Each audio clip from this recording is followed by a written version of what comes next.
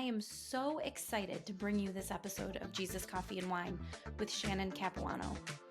She is a functional diagnostic nutrition practitioner, or FDNP for short, and she has so much knowledge about gut health and our nervous system and how it all works together. And as women, especially in our 30s and 40s or beyond, and for any listener really, who wants to understand why they're feeling the way they are, what their levels might be, how to find that information out, how to address those issues or symptoms once you have the information in front of you, Shannon's your girl.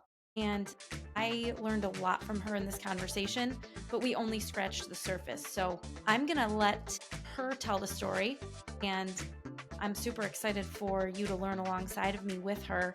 And I can't wait to have her back because I think there's just so much to this topic, and it's so important for us to understand, how we can improve our health, how we can feel better, how we can be as healthy as possible for as long as possible. And this is a topic near and dear to my heart for many reasons. I mean, look, every topic that we touch on this podcast is something that means a lot to me, but I know it means a lot to you too. A lot of you are in the same boat as me, and that's why I'm doing this. So if you want to learn more, visit her website at shannoncapuanowellness.com. I've linked it here. I'm going to also tag all of her social media accounts, which, by the way, you don't want to miss. She offers such good information, such solid insight. You won't be disappointed. So without further ado, here's episode 4 of Jesus Coffee and Wine. Trust your gut.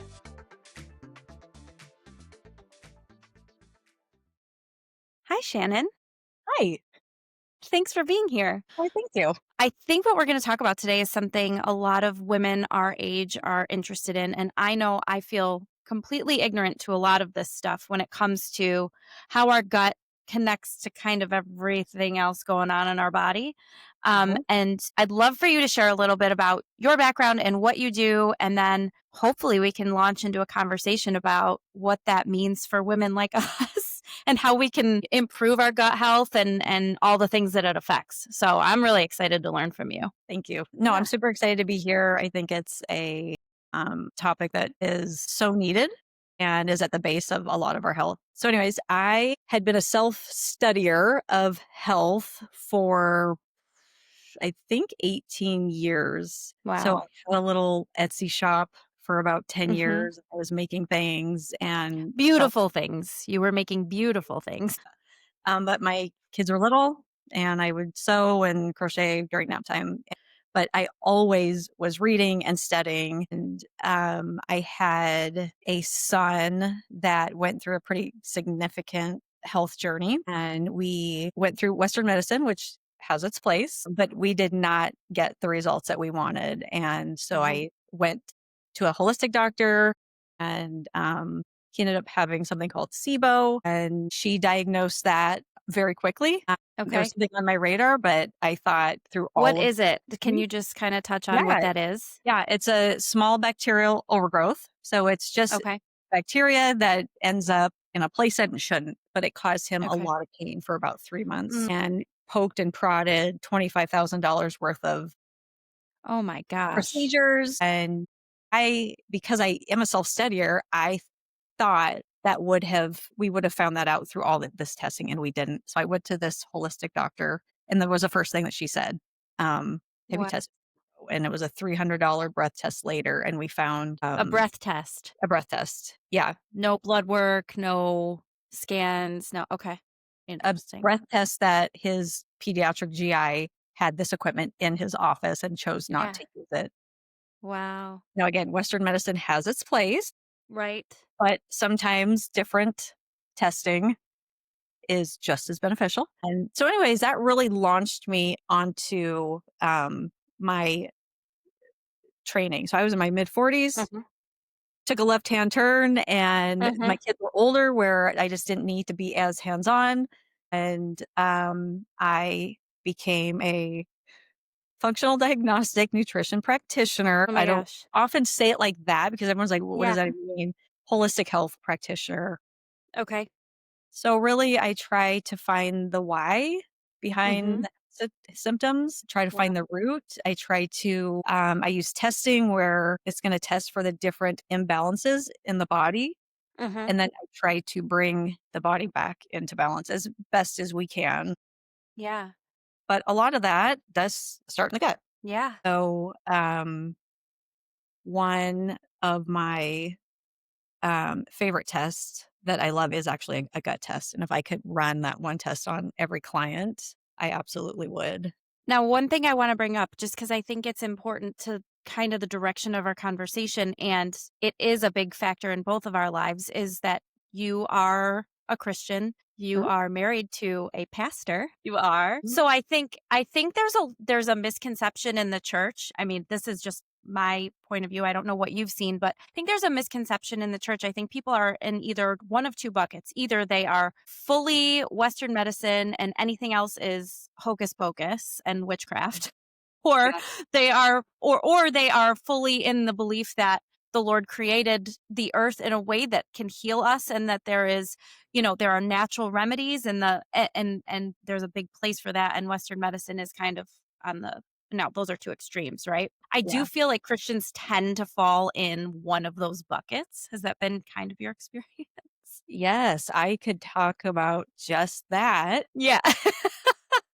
Okay, I'm glad it's not just me. Try not well, it's how much I'm getting Right? myself in trouble here. Yeah. Well, Yes. let me say this. Let me say this so it doesn't back you into a corner. I will say so my son has had plenty of challenges as well. My daughter has tons of health issues that I've already addressed on this podcast, and happy to get into. But for my son specifically, when he was in second grade, he's going to be a sophomore. So whatever it was, 7, 8 years ago, I was doing all of this reading and all this research that in order to help him with his ADHD and all of the struggles he was having in school, I was like, I need to change his diet. And I decided to rip him off of everything at once. Poor child. He Yeah. still looks back on it with trauma. But I had good intentions. I took Yeah. him off of no gluten, no dairy, no sugar, no dyes, all at once. And his dad, who is my ex husband, but we co parent very well, he was like, "What the heck are you doing?" And so it was very much of from that perspective of like, this is crazy. Like, Yeah. we should just put him on meds. Like, and I was like, no, this is going to help. Let's just see if it helps. And Yeah. for a solid 6 months, which is like barely enough time to clean everything out, but I did Yeah. start to see a difference. I think we gradually got off. We got derailed after about 9 months because I couldn't control both houses. And as Yeah. much as my ex husband was kind of playing by my rules, there was some, oh, but it's a Friday and I gave him a slice of pizza. And I'm like, well, this just derails Right. everything. Right. But I got into this mode of reading and trying to learn like 1% of what you're doing now and what you are so well versed in. And I saw a difference. I regret to say I was never able to maintain it for him because of a lot of factors, but I saw a huge impact on it didn't change him. It didn't perfect the Yeah. problem, but there was a marked difference. Yeah. I think not that I've been doing this like super long, but I Hmm. feel usually people that come to me have come to me after going to many doctors and they've gotten the Exhausting runaround or they've options. gotten this and that. And so I'm people are coming to me, they're tired, they've already Hmm. spent a lot of money, they have a 1,000 step protocol. So Hmm. I'm gonna tie back to your answer here in a minute. Sure. I really, really try to meet people where they are at and in the capacity that they have and where they're at. And as Yeah. much as I would, I have people that come to me that want to come off medication. I have Hmm. clients that have gone on medication working with me. And Okay. so I really do try to have a very balanced view. I do believe our Yeah. bodies are designed to heal. They are Hmm. designed to repair, but causing more stress with so many protocols or eliminating so many things Yeah. really misses the mark if we're stressing the person Sure. out. So sometimes it's, Yeah. um, with stuff like that, I live in a house of ADHDers and Hmm. my son who's getting ready to turn 18, I did the same thing. We're Yeah. going off gluten, we're going off dairy, we're going off the diet, we're going off this. Like, but it as a parent, it stressed me out so much Yeah. trying to maintain those supplements and what are you Mhm. eating? And oh my gosh, you ate dairy and now your skin's breaking out. And Yep. or we've done the thing of like, no, we're not going on medication. Yes, we're going Yep. on Been there. medication. We've tried 5 of them and it's exhausting. It's Well, exhausting. and there's so much fear wrapped up in that too as a parent. I mean, when you're dealing with a child that struggles with ADHD or ASD or any of the, the challenges that some of these little kids are facing in school or big kids, I mean, and adults as well. But when Mhm. you're a mom of a small child and I was petrified of medication. Yeah, Petrified. And yeah, we eventually got to the place where we tried different medications. We tried medicating different challenges. We yeah, tried, all of it. And I hated everything about it. And I think if I'm remembering correctly, when I decided to rip him off all of the food, that was following a medication gone completely wrong. That it was I just got to a place where I didn't know where else to turn. And I thought, if the doctors can't help me, if the medicine is going to be do more harm than good, I yeah, need a different answer. I need to try to do something to help my son and me. Because to your point, that stress as a parent, and I know that's a big factor and something that you wanted to touch on because, and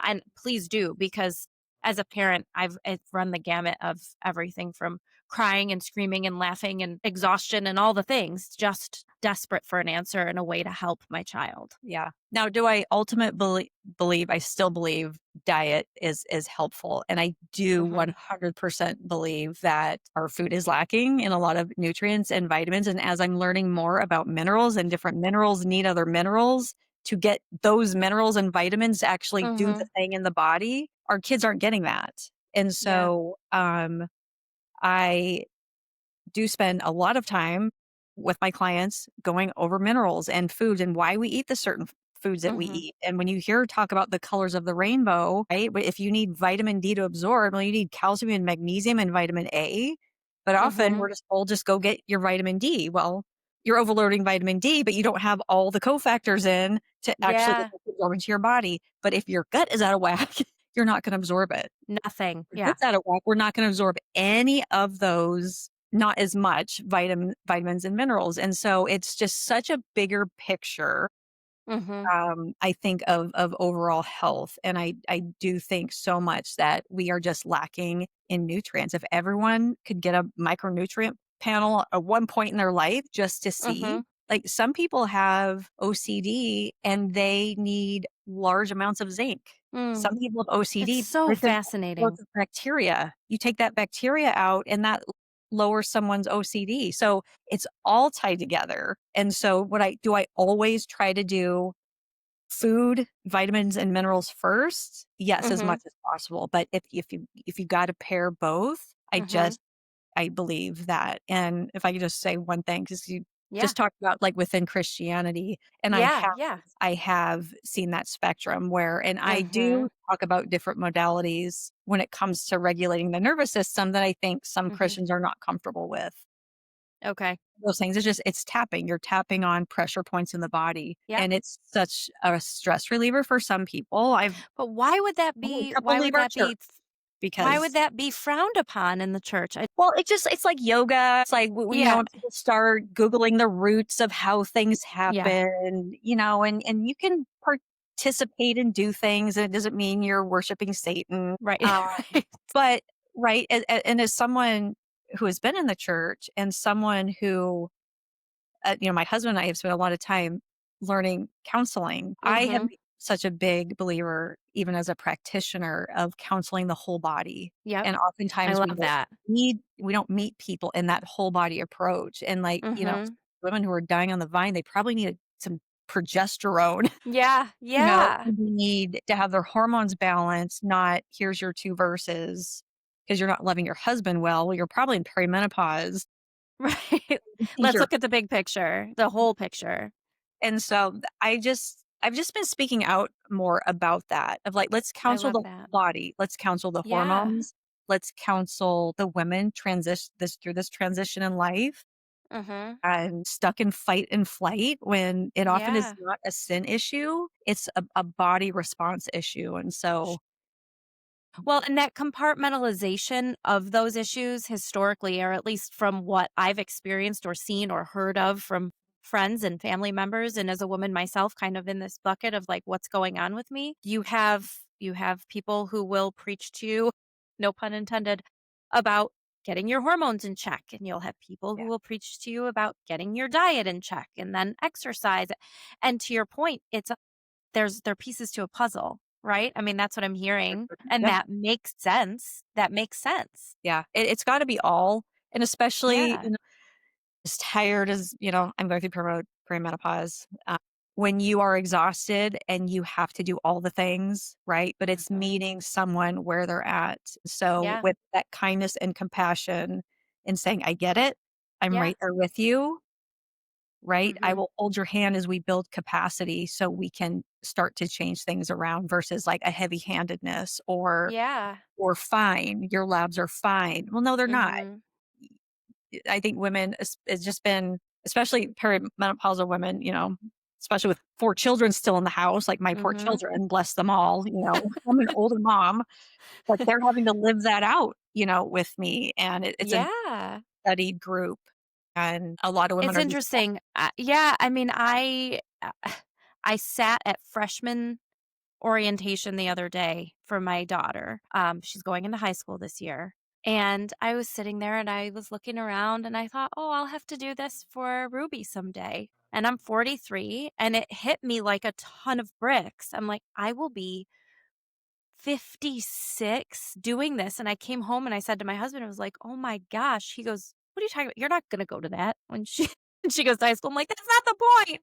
The point is that that's like a running oh yeah, ticker in the back of my head." oh yeah, And to your point of your children going through that with you, like I struggle with that every day when I think about our youngest because she has a very different experience of me as a mom as than my older 2 and my stepkids have, just yeah, by nature of birth order and hmm, life and my age, yes, but also, I look down the road and I want longevity because hmm, I want to be there for her. It's yeah, not even a selfish motivation. I wanna be available for my children and particularly her who will be so much younger, yeah, and any way I can do that as a woman going through, I think my body's confused because I just had a baby, but I'm like almost in perimenopause, but it's like, what's happening here? Like we're still nursing a baby, and yet also you have night sweats and mood swings. So I feel like my body's just ultimately confused right now. But I think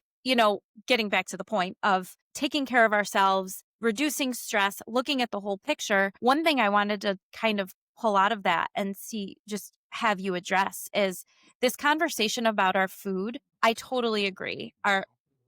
I'm on board 100% as far as thinking our food is lacking, especially in the United States. I mean, we could do hours on that topic. oh We yeah, don't need to go down that rabbit mhm, hole. However, one issue that I think has historically been a problem for women is or challenge is the way in which food is a part of the conversation and food equals diet, little d diet, big D. And what yeah, do we do with that? And how do we shift our thinking to approach food in a healthy way that doesn't make it scary or have it be fear based and then pass yeah, that on to our daughters without it connected to weight or you know what I'm saying? yes, To me, like there's got that conversation has to happen, but we have to have the space and the freedom to have that conversation about food and let's just call it what it is and historically what it's done. yeah. Oh yeah, that could be another 2-hour. I know. So I have, and I'm actually very careful with this. And so I have a 14-year-old and I Uh-huh. have a 12-year-old. And when I am even posting pictures of food, I often have a lot of people that are like, I'd like to see what you eat and what is Yeah. this? And so I had posted something on Instagram where I said, ladies, don't be afraid to eat. And so, I and I love those actually, posts. yeah, well, I want people to see like we need to eat.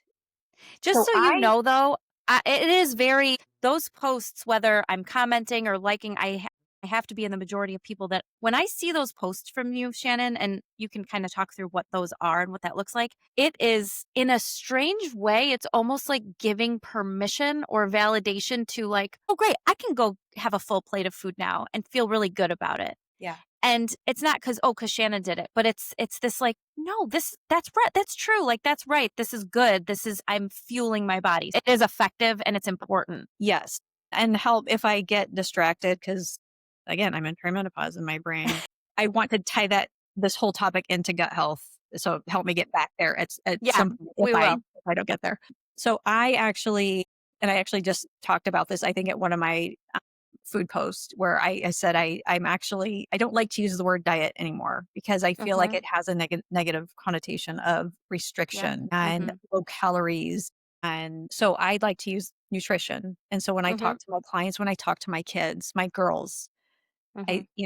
I it's always in the context of nourishing our bodies and we're Mhm. nourishing our hormones because I don't Yeah. think women realize, right? Like I reject diet culture. It has destroyed women's bodies Mhm. because they were trained to not eat and to live off 900, 1,000, 1,200 calories. And now these women are in their 40s and having a really rough time going Mhm. to perimenopause. And I believe that if you can set yourself up well before this transition, you can Mhm. have an easier time going through perimenopause. But diet culture, these women now have like low bone density. And so when someone comes to me, they're usually under eating. And right. And so we have to nurse the hormones. If you do not have good fat, like it is okay to eat fat, ladies. We need Yeah. cholesterol that's in our brain. All of our Yeah. hormones come from cholesterol. We have to have it. And so I'm on oftentimes encouraging women to eat, to nourish their bodies and to nourish their hormones. And that is Yeah. how I talk about food with my girls who, I love right, that. they're battling. They're now in a Christian private school, which we've never done this before. I'm not Mhm. saying all things work out there, but Mhm. I know at the public school, it was hard, especially when you have your teenage Sure. daughters and, some may struggle a little bit more with body image. And I still to this day can struggle with body image. Um, Can't we all? it's just words that I would never use with my girls, and Mhm. never will I talk about the size of their body or the shape. I just want to instruct and teach and guide on how to eat. Mhm. Our minerals are doing what they need to do to support the body.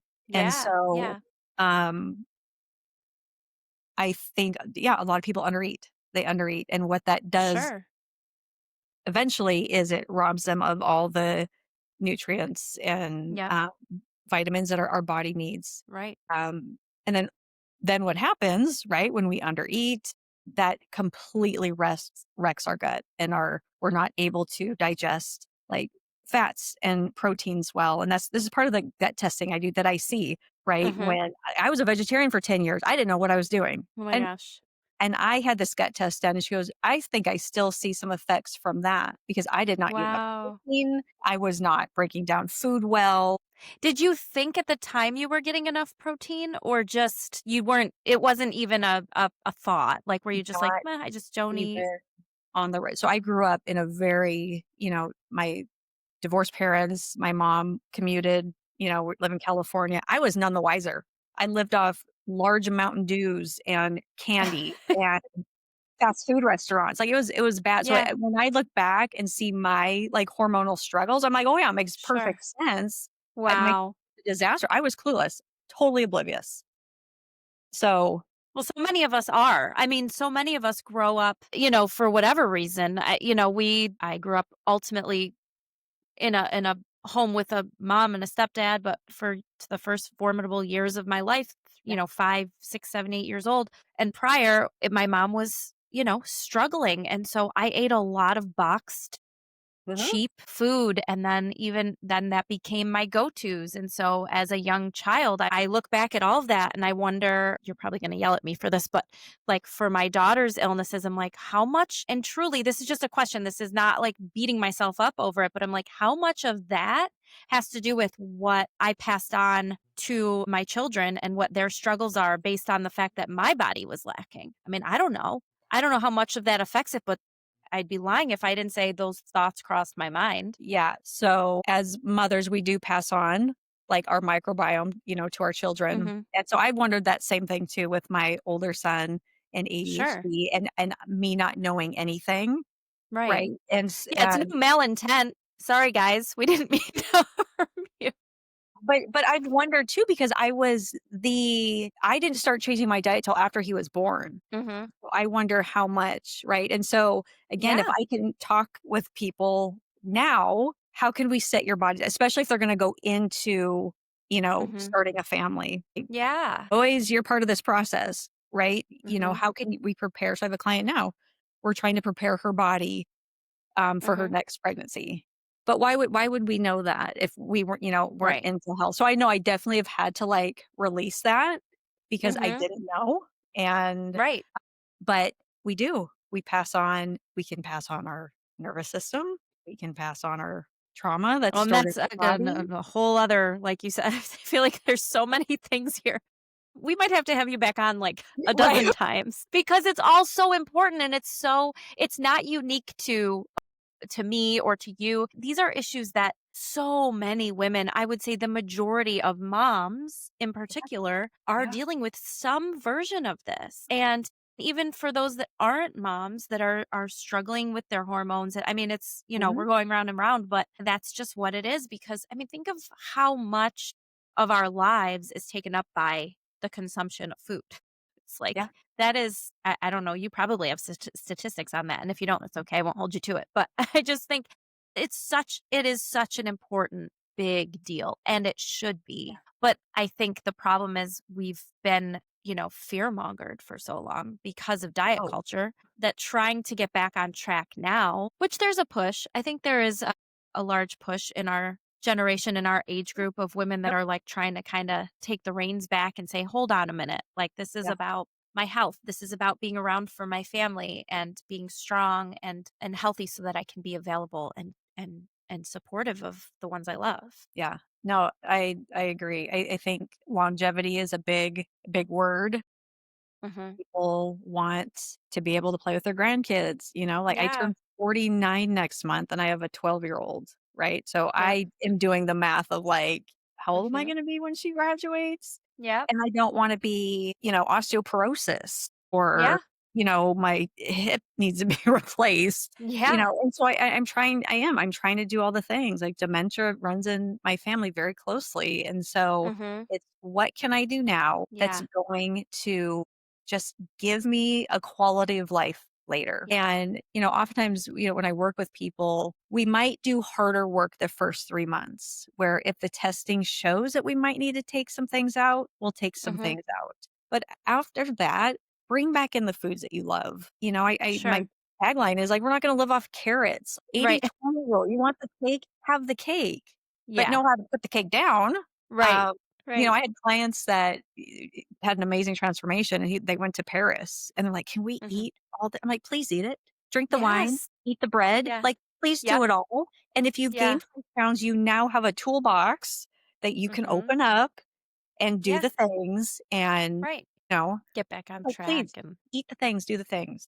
yeah, it's so funny. I mean, with my daughter's health issues, she's so limited on the things she can have that she'll say sometimes like, "I know you don't like us to have X, Y, or Z, but and there's not much I mean, I don't restrict them on anything, but what she's referring to is I've always told them no aspartame. So I've never allowed them to have any diet drinks or I'm like, just drink the real sugar. If you're going to have it, Right. have a real Coke, not a Diet Right. Coke. Yeah. But then Yep. when she was diagnosed with diabetes, she's like, "Mom," I'm like, "Just drink the Diet Coke. Just Yeah. enjoy the Diet Coke once in a while." I mean, and I had never let them that was one thing I was really adamant about. But, to your point, it's like, okay, but everything in moderation. Eat the Yeah. cake. Drink the Diet Coke for her, if you don't Yeah. want to have a spike in blood sugar and it's everything in moderation, right? And so, especially again for the girls, that's just such a difficult balance. I mean, and as a mom, it's exhausting. It's It exhausting. is. It is. And I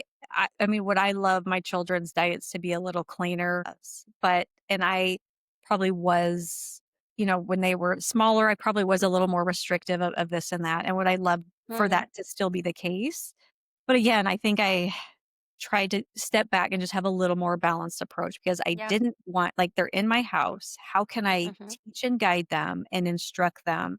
And ultimately, to some degree, you guys can make the choice. Mhm. Um, Yeah. if their skin breaks out, mom, what do I say? Good skin comes from within. What are you eating? Mm. What are you putting into your body? So we can have those conversations. Mom, Yeah. my belly hurts. Well, how much candy have you eaten? 'cause you Mhm. can't escape it. It's at youth group, it's at school, and Mhm. so, yeah, there's times I'm gonna put my foot down, "Okay, this has been a little too much," Yeah, but I also didn't want them to me be so restrictive, and then when they leave the home, they go off the rails, so exactly. And that's trying true for to anything, yeah, yeah. So you know? but now they know, "Oh, my belly hurts." Well, okay, well, they Mhm. can now tie it back to, "Okay, well, I ate too much of this or too much of that, and I need to take a Mhm. break." And that's ultimately what I Yeah. want. I want them to see the correlation in Yep. health responses and make those decisions ultimately. So when people come to you as clients or potential clients, like where do you start? And I know the testing is a big deal.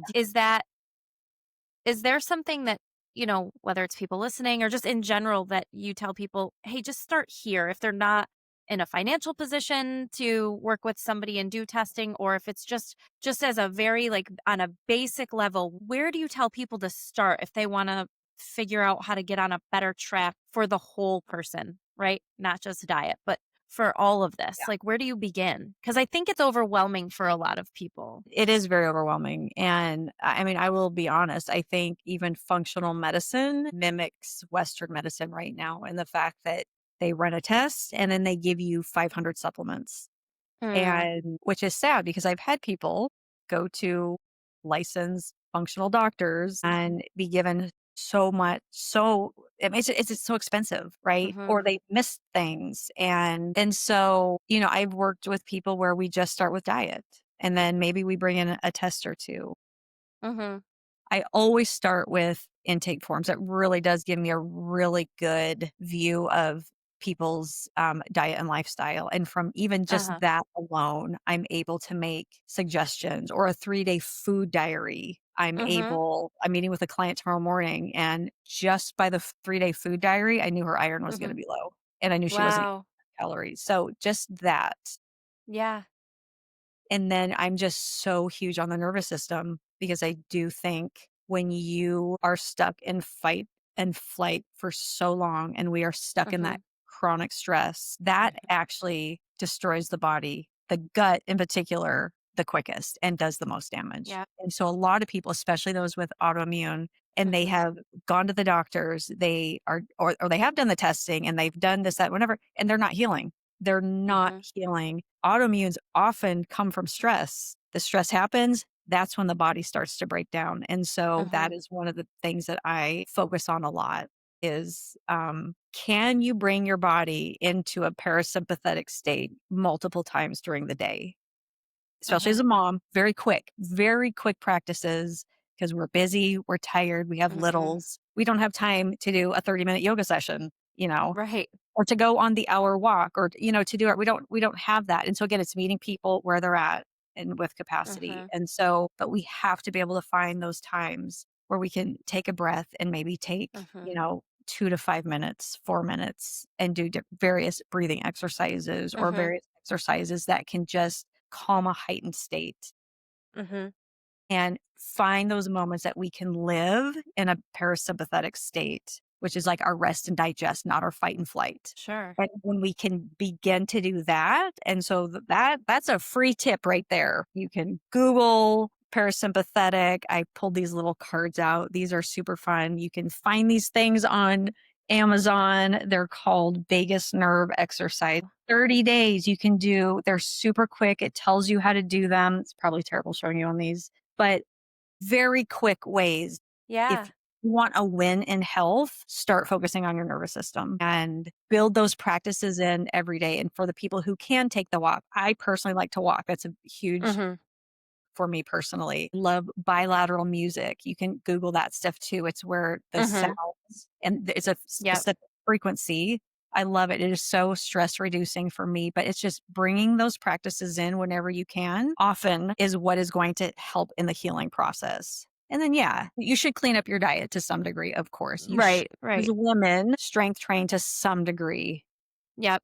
Losing muscle is what is against us as we age, and so there are some Yeah. things, yes, Yeah. you got to build in, to some degree and put the hard work in, but nervous system, I say, would be number 1. Yeah, and it's so hard. Like even this week, before I had Ruby, I was on a good regimen of, I was working out fairly consistently the past probably ish years, eaten what I consider to be very well. I eat whole foods. I eat, within moderation. I have treats. I Yeah. love candy. Yeah. I love a glass of wine. I Yeah. love my coffee. Yeah. But it's so funny because this week it's just been summer's been insane, and any mom knows summer with kids at all at any age is just I thrive on schedule and regimen, and that does not Uh-huh. happen in the summer. Yeah. So we're gearing up to go back to school, and I put time on the calendar starting yesterday, an hour I blocked off Katie workout. And then I blocked off an hour Katie do schoolwork, and it has yet to happen. So Yeah. to just be real, like, Yeah. it sounds nice, and we all want to, and with the best intentions, I'm like, "If I put it on the calendar, it'll happen," and then it gets, lost in the shuffle, so Yeah. it's not without trying, and it'll get there again. I mean, Ruby's 19 months old, so I'm giving myself some grace there, but Yeah. it's tough, and as much as we want to prioritize those things, as much as it does feel better, I crave feeling better and doing those things, it's Yeah. not always possible, and there is this level of exhaustion that's like, I just can't do it, and sometimes that is the healthier choice for me to make the decision to stay in bed in the morning for that half an hour if I was gonna get up to work out, or go to Yeah. bed if I was gonna get on the treadmill before bed because my body needs the rest, and I've learned to, like, not put that pressure on as well and Yep. be okay with Yep. that, and just listening to your body. I think that's the big thing too, right? It's just listening to what you feel you really need. Yeah. Yeah. It is sleep is obviously amazing. We gotta prioritize that. And Yeah. and I tell people again, you have something on the calendar, meet yourself where you are. Don't beat yourself Mhm. up, like I Yep. tell myself that. And also maybe if you need to work out for 5 minutes, like literally, Yep. what is your capacity? Where can you start? Yeah. Can you Yep. mentally get yourself to do 10 minutes? Can Yep. you do a 10-minute walk after each meal? And then build, because if you can, this is where I really try to work with people. Where can you fight for the small win? Mhm. Because the small wins Oh, I become, love that. and then when your body's Yep. responding and you get excited about that small win, you're willing to do a little bit more. Mm, And so, you can't do the hour, maybe you can do 30 minutes, maybe you can do right. 5, maybe you can just do the walk. Some days I feel, like, accomplished if I can get 10 push-ups in without Ruby Yeah, completely climbing on top of me and yeah, stalling. So, yeah, it is. It's the little yeah, wins, it's the intention, but it yeah, is important to try to prioritize our own health.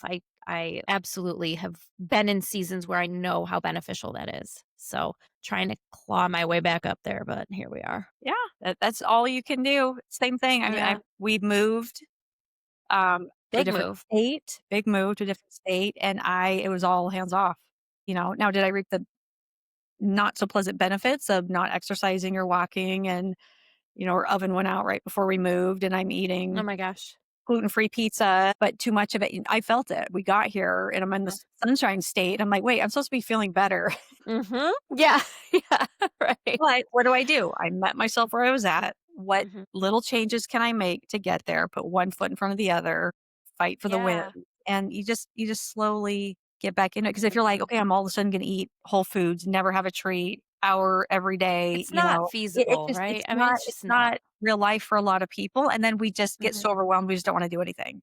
Right. We can fight for the little wins, Mhm. some days I'm like, "Okay, I got a 10-minute workout in. That was a win for me." Great. Yep. I That would be a huge win for me right now. So yes, I get it. I want to go back to autoimmune for a minute Uh-huh. because you did bring it up. And I struggle here because my daughter suffers from so many different autoimmune diseases, I'll say. There's autoimmune disease in my family. I Okay. don't personally suffer at all from anything autoimmune, Yeah, or haven't. Praise God. My mom has MS. Her sister has MS, which yeah. they love to tell you is not genetic, but here we are. My daughter has all of this autoimmune disease. It's interesting. I will say, when it came to my son's struggles, I was very willing to dive into saying, we can fix this or at least improve it. We're going to take it head on. And I mean, the poor kid, he's 16 and he will still reference, like, "Mom, remember when you made me eat that disgusting candy?" Because I made these, like, coconut oil, lemon, sugar, salt things that were supposed to help him, like, he was very constipated. And so, Yeah. sorry, Oh, Liam, I'm throwing you under the bus here, but he references all. Remember when you made me eat watermelon for 2 days straight? It's like, I'm so sorry. It was with the best intentions. But, anyways, I was very willing to go down those paths with him and read and yeah. attack head on and even go to bat and fight his dad on it. With my daughter, I'm just being very transparent and vulnerable here. I've run the other way Yeah. because it's not that I know there's information out there that will say, no, you can improve. Believe it or not, I had somebody tell me that it was my fault that she had type 1 diabetes. And listen, at 43, I'm like, I can walk away from that and go, okay, well, you're an idiot and Yeah. fine. I'll see you tomorrow and we'll pretend that never happened because I don't have the Yeah. energy to have that conversation. Right. But I know there's this information out there that maybe something could help, or whether it's her celiac or her type 1 or her food allergies, but it's almost too daunting and too scary to fail that I don't pursue that information. Yeah. Yeah. So I guess I'm not asking a question because I don't want to paint you into a corner, or I'm not looking to have a debate because I don't have any leg to stand on. But I'm curious, just because you brought it up, what some of that research is showing and if you can shed any light on that, because so many people struggle with autoimmune disease in various forms. Yeah. And if there is a way to help, I'm all in. It's a very scary thing. Or to even get the answer that there's no way to help, I'd almost prefer being ignorant to it than being disappointed. Yeah. Yeah. Yeah. I think, yes, I do think genetics are involved. Mhm. And it's so case by case. It really is. I know oftentimes when they say, I'm probably going to butcher this, that you're born with a gene, but it's diet and lifestyle that pulls the trigger, Mhm. to that Mhm. gene. Now, I can't, I know before I said stress is the precursor to everything. It Yeah. is, I do think for adults who are having onset autoimmune later in life, I do think a lot of that is stress related because it's Mhm. been chronic stress over all of those years. And now Yeah. they're like, whoa, I got this. Mhm. And again, a lot of that is the chronic stress is completely ruins the gut. And Mhm. that houses our gut immune system. So like right now, I was getting sick a lot. I was so stressed out over this move. So many stressful things Mhm. happened. And I was like, man, I feel like I'm always getting sick. And so Which I is just, fair, Shannon. Anybody would be stressed. So you can't beat well, yourself up yeah, over that. but Yeah. it's like you're trying to do all the healthy things and, I feel like I'm falling Mhm. apart, but my gut immune system was taking a nap. And so when that happens, right? So the testing shows when your immune system is not fighting for you anymore, Mhm. you have all of this that can come in and just take root in your body. Do I think in autoimmune, is there potential for inflammation to be lowered? Yes. Are there some autoimmunes that might be toxins in the body? Yes. But I do think it is so individual and case by case. I've Sure. learned in this space, it can't be blanket um, Yeah. for any condition or anything or any person because our bodies also Mhm. respond, differently. It's like, why do some kids after vaccination have poor responses? Like, is it the vaccination itself or is it just some of the makeup of the body that Yeah. particular vaccination just opened the door for the body to Yeah. respond, right? So I know that's very controversial, but I not know. And everyone again, have. another episode. Well, yeah, but you know what I mean? It's like, why? I think it's part of our makeup within the body. And Mhm. whatever flips that lid open, whether Mhm. it's just the genetic part, whether it's environmental, is it toxin, is it stress? It just depends on that person. And so I Sure. don't have a good answer because I don't fully know her story or, you know, Sure. And I wouldn't expect you to give me an explanation, but I just think it's an important part of the conversation. I'm just being transparent in that it's almost been a topic that I've avoided yeah, for her because it's almost too scary to dive into. Part of me wants to know why, and part of me wants to say, this is what caused it. I got you the COVID vaccine because I made the decision at the time right. because I thought I was doing the best. I did the best that I could with the information I had, right? Did that cause it? That would be awful to live with that knowledge if that's the case. but there's a big part of me that's like, okay, but at least I know.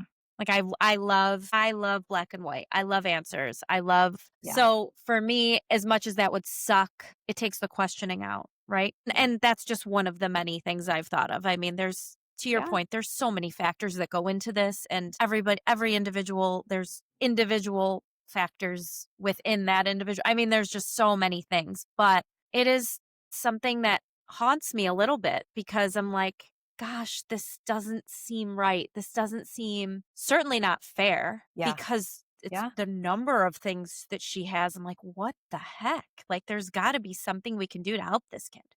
Yeah. I will say that when she was diagnosed with type 1 diabetes, she was simultaneously diagnosed with celiac in the hospital.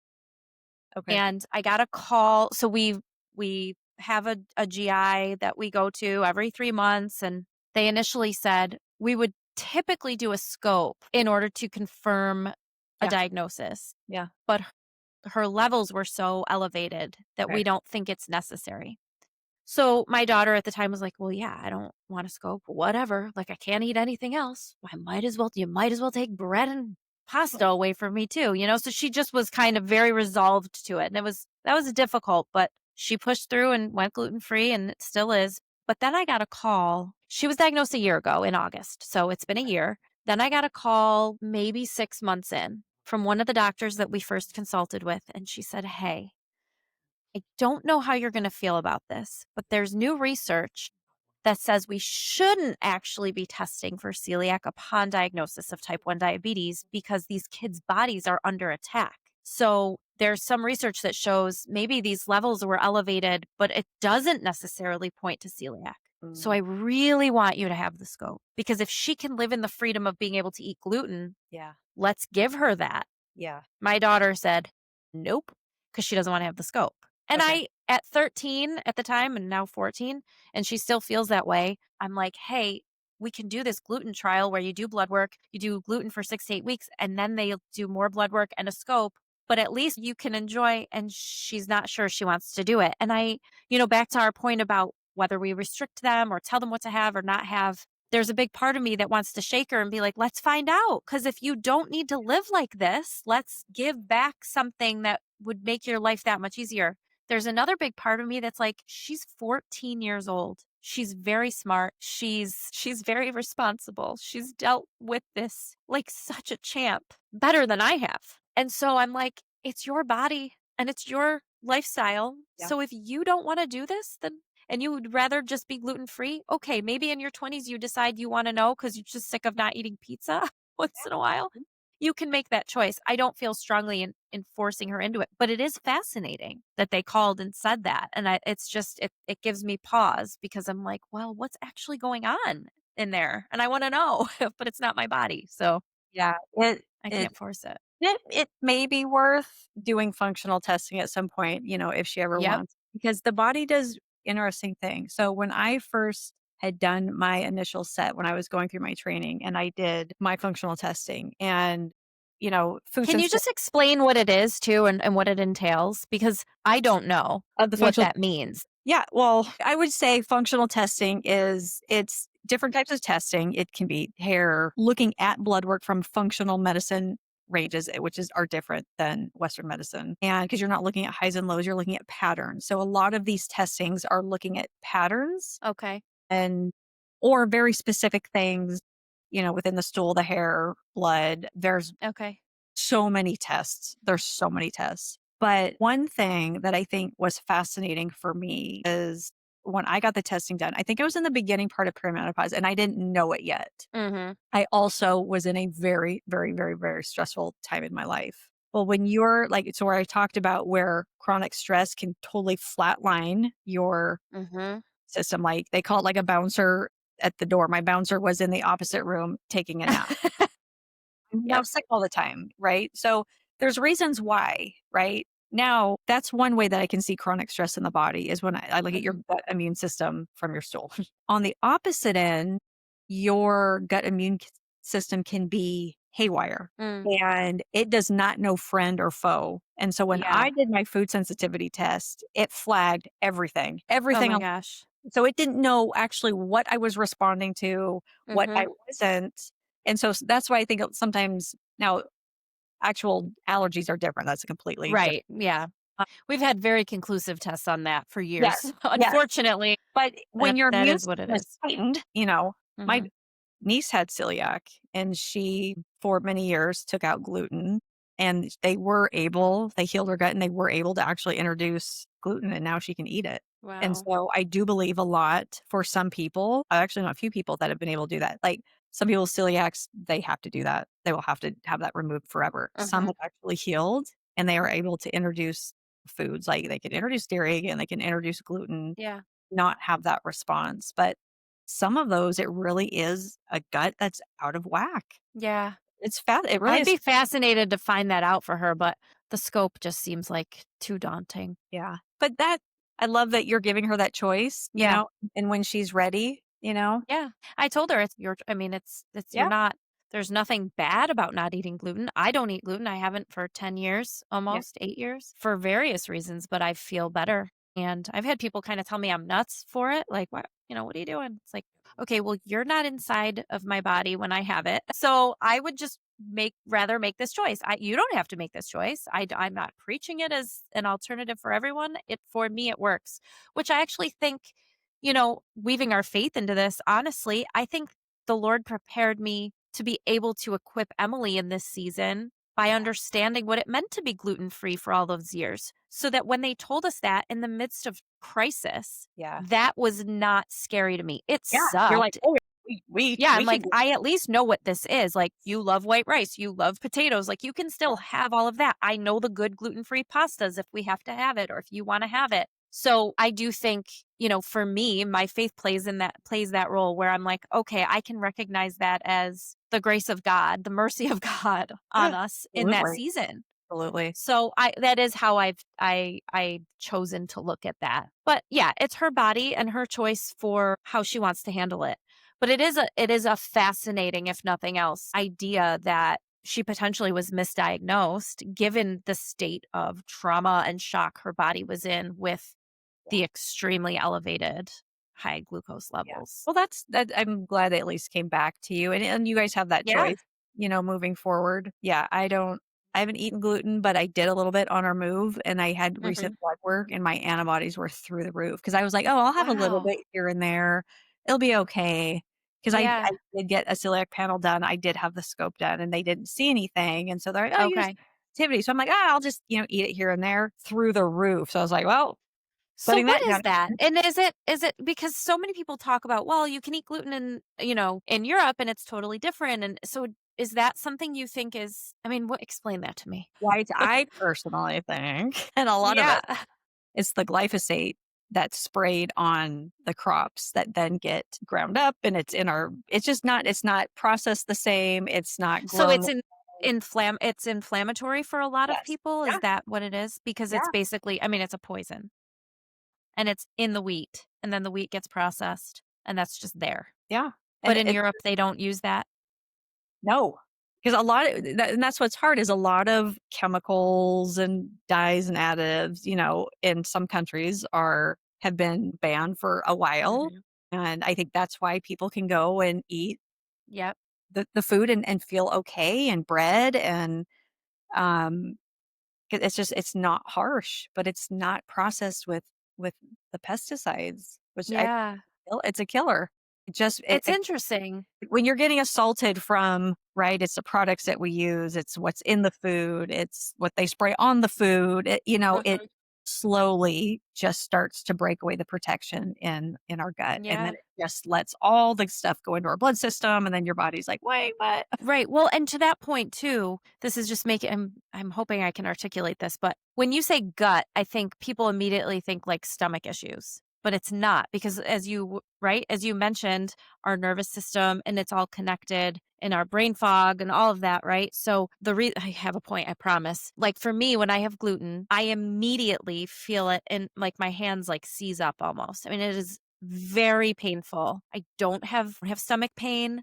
I don't have bathroom issues, Yeah, but I think people automatically assume you're intolerant to gluten. You must, it's like IBS or something. It's like, no, but it is is a very easy I've tried in the past. I've said to my husband, "Oh, I'll try it. Maybe I'll just have a little." Like when I was pregnant, I was like, "Well, I'm pregnant. I'm going to have some bread. I'm going to have a sandwich. I'm going to and every single time I would lay in bed at night and go, "Why am I in so much pain?" And my husband would be like, "Well, I know.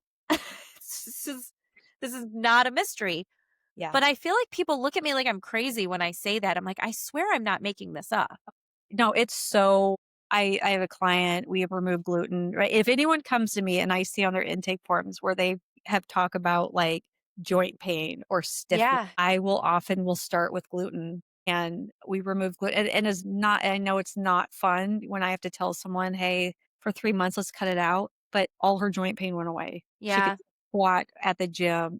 For me, it's different. Mhm. Sometimes I'll get like a burning in my stomach Mm. or my face will be really puffy the next day. And I Mhm. think just for each person, it's different. But for a lot It's of people, different. it is. It's aches and pains and joint. Yeah. Well, and for my daughter, she had no symptoms. So when Yeah, they which is diagnosed her as well, she was like, "Well, how?" She's like, "I eat loaves of garlic Tuscan bread from Wegmans." yeah, What do yeah, you mean I can't have it? So, I mean, that's again, hopefully we figure that out for her at some point. But yeah. yeah, for me, when I cut it out, it was really by accident. I was just Okay. making I woke up one day and just decided to eat differently. And for various reasons, and gluten just happened to be a byproduct of that based on the way I was eating. And Yeah, as I got into that process a few months in, I was like, I'm not eating any processed foods. yeah, Most of the processed foods I eat are gluten based. So maybe I'll just kind of weave other things back in, but keep that out and see how I do. And I stuck with it. I mean, it's been, like I said, it's been 8 years and I don't miss it at all. And I grew up, I mean, I'm Italian on both sides of my family. I grew up in mhm. front of a TV with a TV tray Oh, at yeah, my grandma's house, who made me gluten at every meal, pasta for breakfast, lunch, and dinner every day that I was at her house. And I grew up on it. So I thought, how the heck am I going to do this? But it really just became, I don't even think about it anymore. I don't miss it. I don't crave it. I don't want it. yeah. It does once you get the hang it is very daunting, and I've had clients feel very overwhelmed, and will Hmm. try, but in the end, most people actually did really well, did better. Yeah, And for some people, it's dairy that does it for them, or it's corn, sure. or it really is amazing what affects different people. But yeah, once I got it out, it really wasn't a big deal anymore. Yeah. And every once in a while, I'll see a soft piece of Yeah. bread. It's like, Yeah. "Oh, that just looks Once in a amazing." great while, I'll see like a Marticello's roll or something. And I'm Yeah, like, I could really go for a hard roll yeah, with, you know, but I'm like, "I but can't do it." I'm like, "It's just not worth." it's And not that's me worth it. It's that's not my worth saying it. these days, "It's not worth it." No, it's not worth it's just not. And if my husband's busy working, he's not gonna be able to rub my hands. So Right? it's I have no solution. Yes, yes. But yeah, and that's the other thing, and it's not just gluten, but specifically for that, I've had a lot of family members over the course of the years at family parties or whatever say, "Oh, I got you gluten-free bread or gluten-free rolls or gluten-free crackers." And I'm like, "I don't even do that. I just have learned how not to eat it." So, if I have Yeah, a burger, I just have lettuce as the bun, and I prefer it now, but yeah, I don't eat a lot of gluten-free things yeah. Well, it's really easy to make the swap from where it could be just as packaged and just as processed, so I do with warn other crap. like, be careful with that, like, you were really aiming for whole foods, Yeah. but I don't either because they almost were sitting in my stomach as if I did eat gluten, Yeah. and so I do the gluten-free here and there, but because I think I did the Certain same thing. crackers or "Oh, yeah. this," and my kids are like, "I hate this stuff," Yeah. and but I'm Right, like, it's "We're gonna not eat good. it." Yeah. Yeah, it's not And worth it. no, and so I'm like, "No, I'd rather have the whole food anyways," for Yep, me personally, and I yep. know I'm getting more of the nutrients from a whole food versus, I think if I do gluten-free, if I want pizza, I do like pizza. So I'll do like Yeah, a I like cauliflower crust a yeah, lot. I think cauliflower cauliflower crust crust, can be or I'll good do a too. treat every once in a while, but yeah, Mhm.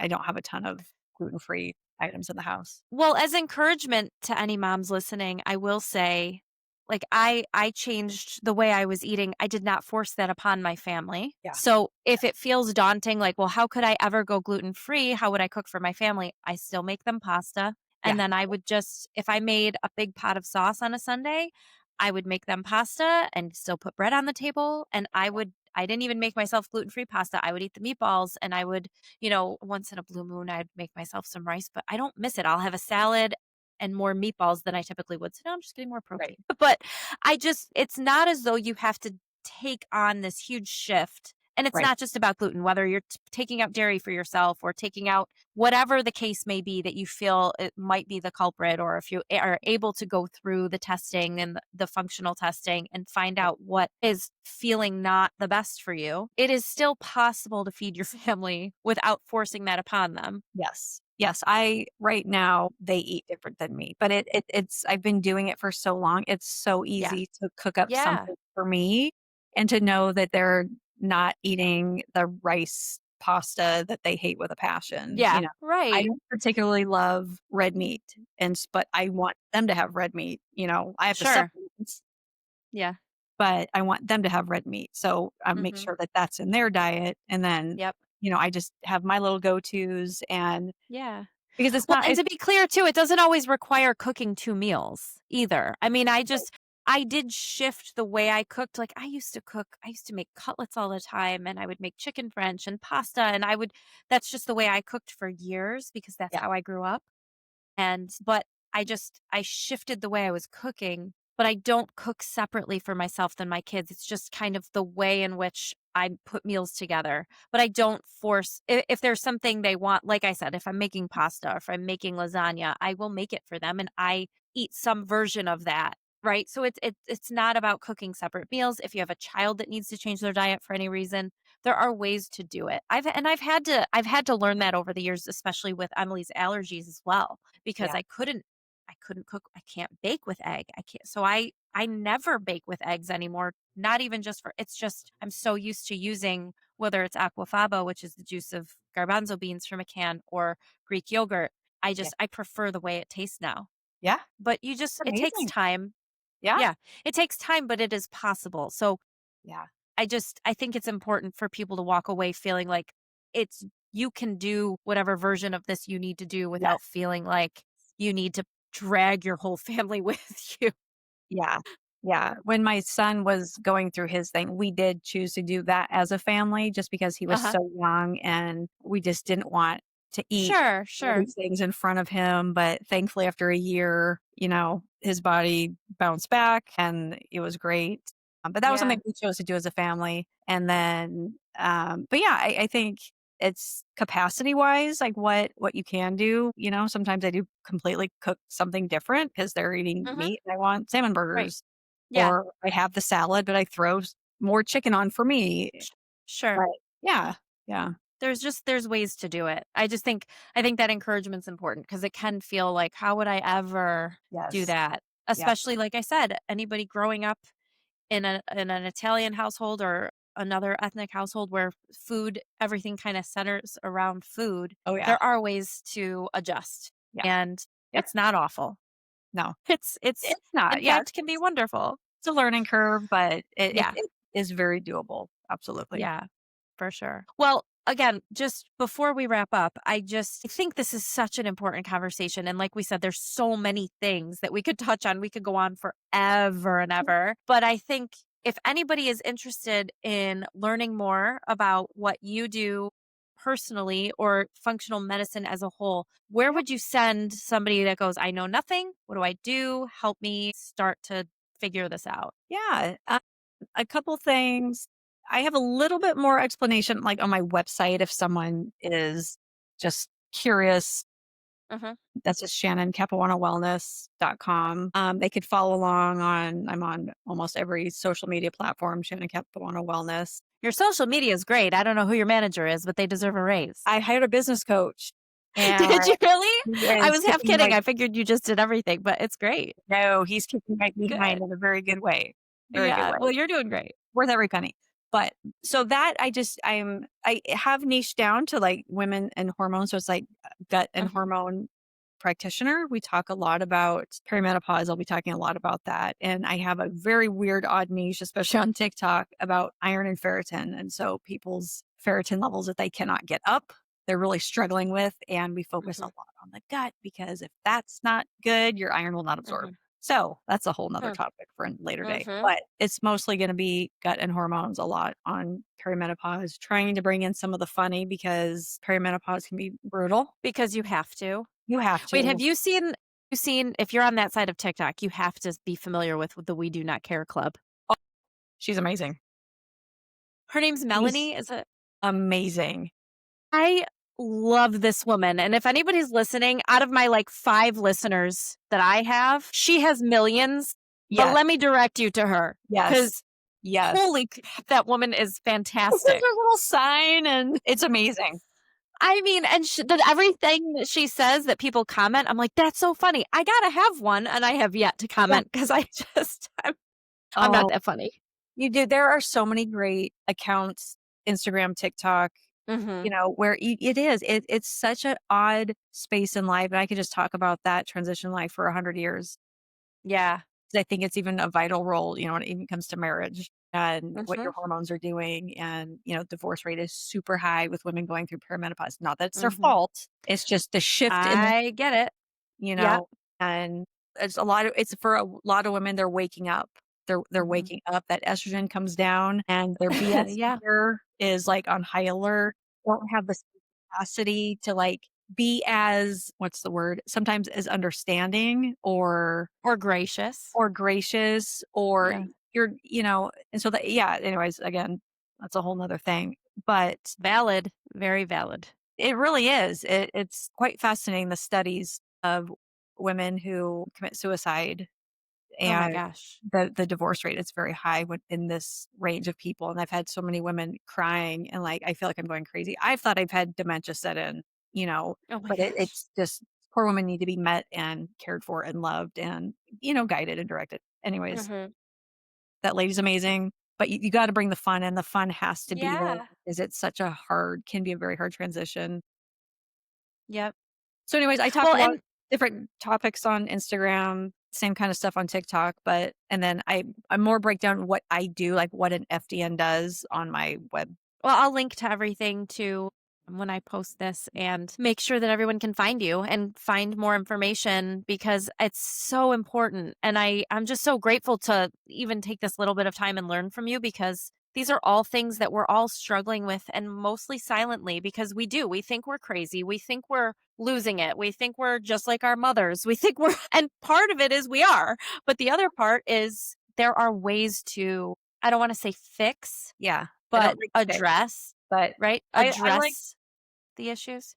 I like to say, right, because I even saw an account once where it was like, we're going to prescribe this medication for women. Like, perimenopause is not a disease, it's a Mhm. transition is life. Like, it's reverse puberty. Your hormones, just like when you started puberty, right? You start with Yep. nothing, they're wreaking havoc until they kind of level Yeah. out. Well, now they're going back down and they're Yeah. coming back down as they were you were at puberty. But it takes that long for your brain to make that transition. And, it's that up and down battle, until we get there. But there are 100% things that you can do. Even perimenopause hormone, it's a lot of the same things that can Sure. make transition less brutal. Mhm. Same thing with hormones. When they're, in my age, you don't get them back. You're going to manage what you have as they're declining. If you choose to go on HRT, that's a different story. Mhm. Hormone replacement therapy, correct? Yeah, yeah, and I am a fan of Just that making for sure. women. Took me a bit to get there, but I started with the research, and so I am a Mhm. fan of that for some women if they choose, Mhm. but how can you gotta pair it with diet and lifestyle. So, no matter what you do, there are things to at least lessen the roller coaster. I do believe that 100%, so Yeah. Well, I mean, thank you just for doing what you do, honestly, and sharing what you share on social media and here because it's important. And I think any way, that's why I started this podcast, any way to commiserate yeah. and to feel less crazy, whether we're in perimenopause or it's daunting and we're looking at it ahead or we're past it or we're much younger and know it's coming and how do we prepare? It's all important conversation to have. My goal with this podcast is just to have these conversations and to make everyone feel a little less crazy It's so because needed. Like, I'm thankful for spaces where women can be honest and open. yeah. Um, and talk about their struggles, laugh and cry through them, Yep. because otherwise we stay silent and we hurt Yeah. more. And if I love spaces and I want that, eventually as my platform grows, it's to create a Mhm. space where we can laugh and talk and Yeah. but work our way through it as a group, and we're not Yeah. crazy. And that's where, especially women my age, it's like, no, you're not crazy. It's Well, some are. well, To be to yeah, be to be fair, some of y'all are nuts, and I'm not gonna pretend like that's not the case. that is accurate. But That is accurate. Yes. but hopefully most of us are not in that category. We Yes. just need a little push.